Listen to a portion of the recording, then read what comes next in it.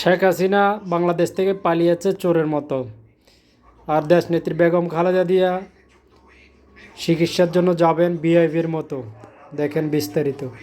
BNP chairperson ও সাবেক প্রধানমন্ত্রী খালেদা জিয়ার জন্য কাতারের আমিরের পাঠানো বিশেষ বিমানটি ঢাকায় এসেছে। সোমবার রাতে এয়ারবাস A319 মডেলের বিশেষ বিমানটি শাহজালাল বিমানবন্দরে অবতরণ করে। দেশ জুড়ে আলোচনার কেন্দ্রবিন্দুতে এই বিশেষ বিমান। কি আছে কাতারের আমিরের পাঠানো বিশেষ এই বিমানটিতে, সেটাই জানার চেষ্টা করেছেন আব্দুল্লাহ তুহিন।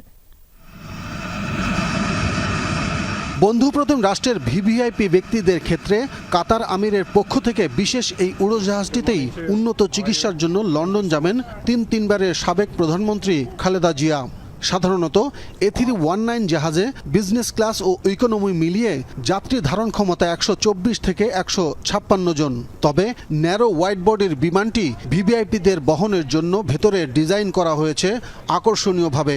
এতে আছে 7 স্টার মানের বিলাসবহুল আরামদায়ক ডাবল সাইজ কেবিন, দৃষ্টিনন্দন ডাইনিং, সাথে বিজনেস ক্লাস মানের 12টি স্লিপিং সিট।